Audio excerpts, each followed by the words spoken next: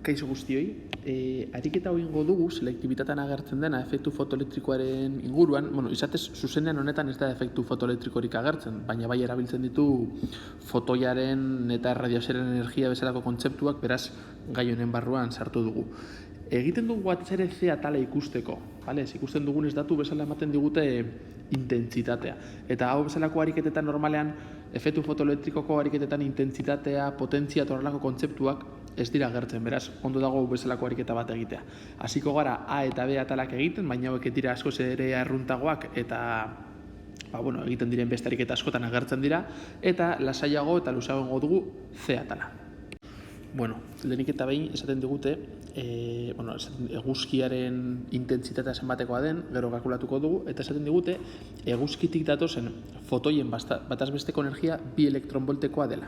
Orduan, lehenengo gauz izango da, fotoi horien bataz besteko maiztasuna kalkulatzea. Energia izan da maiztasuna kalkulatzea ez da oso zaila.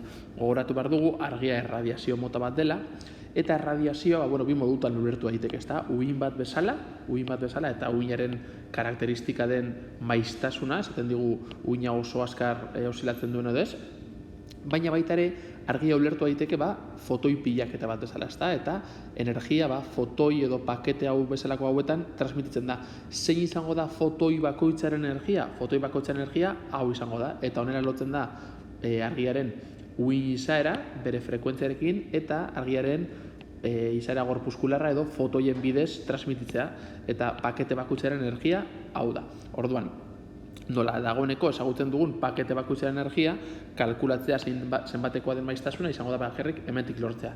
Lehenik eta behin energia elektronvoltetatik juletara pasatuko dugu, eta ondoren, zergatik pasatuko dugu juletara, ze Plancken konstantea h juletan dago, orduan ezin dugu zuzenean hau elektronvoltetan jarri. Pasatuko dugu juletara eta ondoren eskatuko dugu maiztasuna.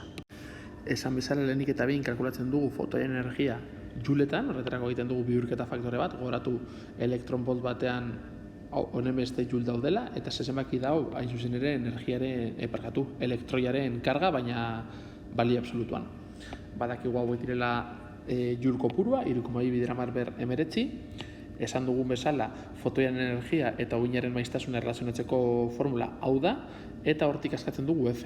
Behin F askatzen dugunean, ikusten dugu hau, eta pasatzen dugu notazio zientifikora, eta horretan daukagu frekuentzia izango direla 4,83 bidramar/4 Hz.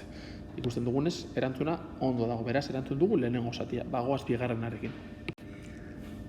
Bigarren atalean eskatzen digute uhin luzera. Esan bezala, argia fotoiez osatuta egoteaz aparte, uhin bat da. Eta uhin batek, baldintza hau betetzen du. Uhinaren edapen abiadura, uhinaren noranzkoan, uhina edatzen den noranzkoan daukan abiadura, beti izango da uhinaren maiztasuna bider uhinaren uhin luzera. Zer gertatzen da? Argia da uhin elektromagnetikoa, eta uhin elektromagnetikoen abiadura utzean C izango da, 3 bidramar/8, ez da, argiaren abiadura. Beraz, edapen abiadura beti izango da C, argiari buruz hitz egiten dugunean utzean. Beraz, ekuazionetatik, hau konstante bat da beti bioteko dena, 3 bidramar/8 metro zati segundu, eta bestetik F oraintxe bertan kalkulatu dugu, beraz, jakitea zenbatekoa den lambda, oso erraza da, hemetik askatuko dugu. Esan bezala, hemetik askatzen badugu lambda, uhin luzera, horrela geratzen zaigu, jartzen dugu argiaren abiadura utzean, eta zatitzen dugu uhinaren maiztasunarekin. Eta lortzen duguna izango da hurrengoa. Uhinaren uhin luzera izango dela 6,21 bidramar/7 metro. Hau nahi bauzuen nanometrotan edo horrako zerbaitetan 621 nanometro bezala idatzi dezakezu, edo bestela honela utzi dezakezu. Eta bagoaz C atalarekin. Eta C atala erantzuteko lehenik eta behin gauzatxo bat. Hemen daukagu eguzkia, hau da lurra, eta hemen daukagu alde batetik laku bat, edo itsaso erraldoi bat, eta beste alde batetik landaretxo bat.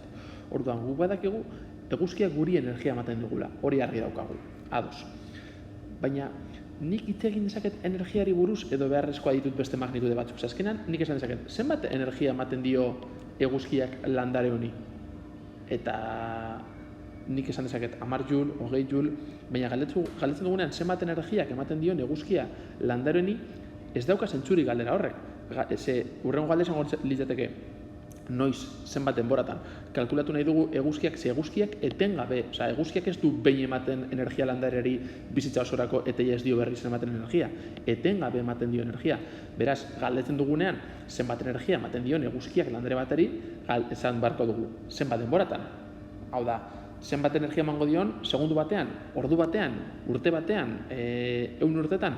Beraz, ezin dugu hitz egin energiari buruz bakarrik, hitz egin behar dugu energiari buruz eta eta denborari buruz, zenbat denbora. Eta hor sortzen da potentzia kontzeptua, gero esalduko dugun bezala.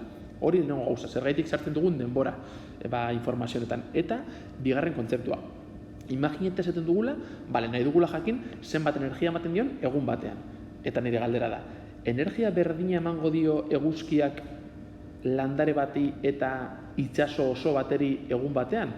Suposatuko duzuenez, erantzuna ez, imaginatu itsasoa landarez betea egongo litzatekeela, orduan askoz ere landare gehiago egonda, orduan eta askoz ere energia gehiago izango luke, ezta? Kontua da, alde batetik denbora sartu behar dugula, eta beste alde batetik sartu behar dugula azalera. Hau da, zenbat eta azalera handiagoa izan, orduan eta energia gehiago emango dio. Eta hor sartzen da intentsitate kontzeptua. Hau da, eguzkiak energia sortzen du, ados. Eta eguzkiak edo argi bonbilla bat edo zein energia iturri. Sortzen du etengabeko energia jario hau eta heltzen denean guregana bi gauza galdetu behar dio gure buruari. Zenbat denboratan kalkulatu nahi dugu, hau da, nahi dugu denbora tartea zehaztu behar dugu jakiteko zenbat energia, eta beste alde batetik jakin behar dugu zenbat azalera daukan gure gorputzak, gure landareak, edo gu pertsona bezala jakiteko zenbat energia ematen dugun. Horregatik, hitz egiten dugunean eguzkiaren energiari buruz, ez dugu esaten, eguzkia dauzka 100.000 joule, ez dauka zentzurik, esaten duguna da. Eguzki argiaren intentsitatea direla 1.400 batio zatimetro karratu. Honek adierazten duena da, eguzkiak metro karratu bateri eta esan dezakegu metro karratua izan daitekeela hau bezalako zonalde hau, metro karratu batean ematen ditu 1.400 joule segundu batean. Hori da honek adierazten duena. 1.400 joule ematen ditu segundu batean zonalde honetan, eta hortik aurrera gauza kalkulatu daitezke. Zeatalean eskatzen digutena da metro karratu bateko azalera ematen digute, eta ordu bakoitzeko denbora tartea ematen diguten, beraz, azalera eta denbora jakinda, eta intentsitate jakinda, energia totala kalkulatu dezakegu. Jakingo dugu zenbat energia ematen den metro karratu batean, ordu batean. Eta behin dakigunean energia total hori, esaten digute, zenbat fotoi. Gu badakigu fotoi bakoitzaren energia. Orduan, kalkulatzen badugu, zenbat energia ematen den ordu batean, azalera jakin batean, imaginatu, 1.000 joule, azkenan egin barko duguna da, 1.000 joule lortzeko zenbat fotoi erabili behar dira. Bihurketa erraz faktore batekin lortuko dugu. Hau da, intentsitatea ematen digute. Denbora tartea izango dira 3.600 segundu, ordu batean horrenbeste segundu daudelako. Eta bat izango da azalera, azalera metro karratu batekoa delako, ariketak esaten digulako.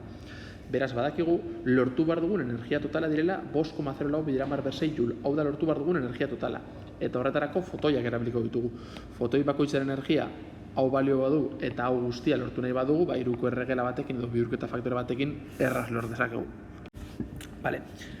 Orduan, problema edo egoera hurrengoa da.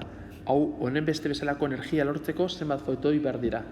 Jakinda, fotoi bakoitzaren energia aurretik lortu dugula. Hau da, guri ematen digut energia totala, atera dugu energia totala, intentsitatea, azalera eta denborarekin, badakigu fotoi bakoitzaren energia zenbatekoa den, baina galera da zenbat fotoi behar diren hau lortzeko. Egoera sontzekoa da, imaginatu 100 euro lortu behar ditugula, badauzkagu 5 euroko bileteak, galera da zenbat 5 euroko bilete behar dira 100 euro lortzeko, azken ikusten duzunez zatik eta hori gertatuko da, ezta? 100 euro zati 5, 20 ematen du, eta beraz 20 bilete barko ditugu. Hau da berdina, energia totala, zati fotoi bakoitzaren energia, eta jakingo ditugu fotoi kopuru. Hau da, fotoi kopura lortzeko da energia totala, hemen lortu dugun energia totala, zati fotoi bakoitzak daukan energia, eta orduan ikusten dugu, aterako diren fotoi kopurua direla 1,48 bideramar per 25 fotoi, hain zuzen ere, ariketak esaten diguna.